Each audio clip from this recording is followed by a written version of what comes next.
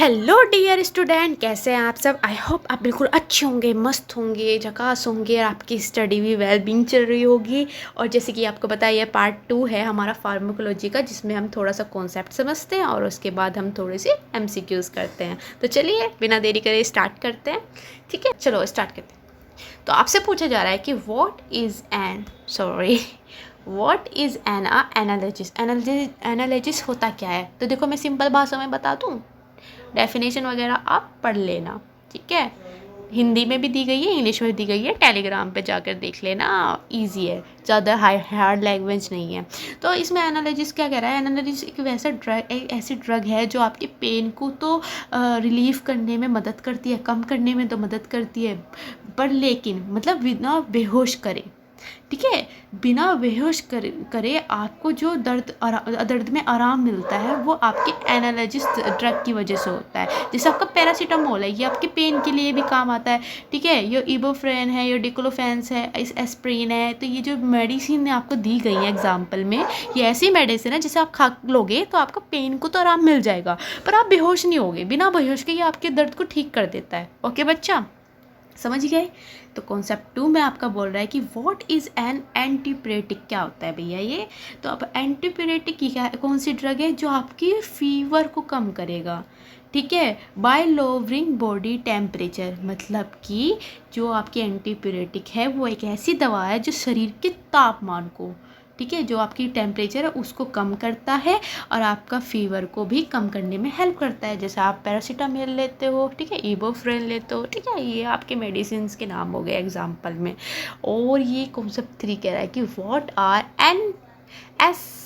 NSAIDs क्या है। तो इसकी फुल फॉर्म है non steroid anti inflammatory drugs. ठीक है, ये किस चीज़ में काम आती है, आपके पेन को कम करती है, फीवर को भी कम करती है और इन्फ्लामेशन या कोई स्वेलिंग होती है उसको भी कम करती है। मेडिसिन के नाम दिए गए हैं, आप इसे देख सकते हो। ठीक है, NSAIDs एक ऐसी दवा है जो दर्द और बुखार और सूजन में काम करते। ईजी लैंग्वेज है बेटा, ठीक है, कंफ्यूज नहीं होने का। अब देखो आपसे पूछा गया है कि पैरासीटामोल तो क्या है। पैरासीटामोल, अब देखो रिलेट करना, पैरासीटामोल किस में काम आती है। पेन में भी आती है जी, फीवर में भी आती है जी। अच्छा, डिक्लोफेना ये जो आपकी पेन में भी आती है, इन्फ्लामेशन में आती है। अच्छा जी, इबुप्रोफेन तो ये आपके किस में काम आती है, पेन में भी आती है, फीवर में भी आती है और इन्फ्लामेशन में भी आती है जी। एस्प्रिन क्या होती है, वो आपकी पेन में भी काम आएगी, फीवर में भी काम आएगी और ब्लड को पतला करने में भी हेल्प करती है। ठीक है बच्चा, पता चल गया कौन कौन सी दवाई किस चीज़ में काम आती हैं। अब इसमें देखा है कि क्विक रिवीजन कार्ड, ठीक है, देख लेते हैं। एनालिसिस क्या कर रहा है, पेन को रिलीव करता है। एंटीपिरेटिक क्या करता है, फीवर को कम करता है। NSAIDs क्या करता है, वो पेन को, स्वेलिंग को, फीवर को कम करता है। ठीक है, अब इसमें देखो कॉमन ड्रग क्या होती है आपकी, पैरासीटामोल। ठीक है, NSAID में कॉमन टेबलेट कौन सी होगी, तो वो होगी इबुप्रोफेन। ठीक है, और जो पैरासीटामोल होती है ना वो लीवर के लिए थोड़ी रिक्सी है, तो ज़्यादा मत लिया करो। ओके बच्चा, चलो MCQ स्टार्ट करें।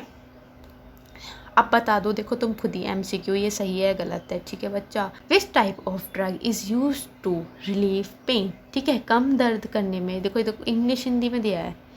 विच type of the drug is use to relieve pain, ऐसी कौन सी दवा है जो पेन को रिलीव करती है, अभी तो पढ़ा था, एनालिसिस। ठीक है, चलो next is which drug is commonly use to reduce fever. Fever किस कौन रिड्यूस करता है, पैरासीटामोल करता है।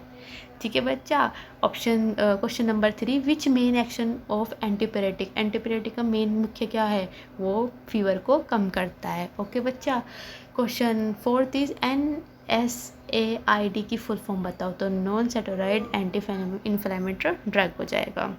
क्वेश्चन 5 कह रहा है कि विच ड्रग रिड्यूस पेन बी, फीवर बी और इन्फ्लामेशन, बताओ, तो वो इबुप्रोफेन है। ओके बेटा, 6 इज पैरासीटामोल कौन से ग्रुप से बिलोंग करती है, तो वो एनालिसिस से भी करती है और एंटीपिरेटिक से भी करती है। ओके बेटा, next is which of the following NSAID, तो बताओ इनमें से कौन कौन सी दवाई पढ़ी, ये पढ़ी थी क्या दवाई, नहीं, डिक्लोफेन्स आपने अभी पढ़ी थी। ओके बच्चा, एस्प्रिन क्या होता है, एस्प्रिन को कैसे क्लासीफाइड करोगे, किस में क्लासीफाई करोगे, तो वो NSAID में क्लासिफिकेशन होगा। ठीक है बच्चा, विच मेडिसिन इज़ नॉट एनालिसिस, बताओ कौन सी दवाई एनालिसिस नहीं है, ये भी आपने भी पढ़ी थी, ये भी तो कौन सी नहीं है, एमोक्सिलिन नहीं है, ठीक है। 10th क्या कह रही है, exclusive use paracetamol may damage which organ. जो पैरासीटामोल है वो किसको डैमेज करती है, तो लीवर को करती है। अभी तो पढ़ा था ना बेटा, कहाँ थे आप।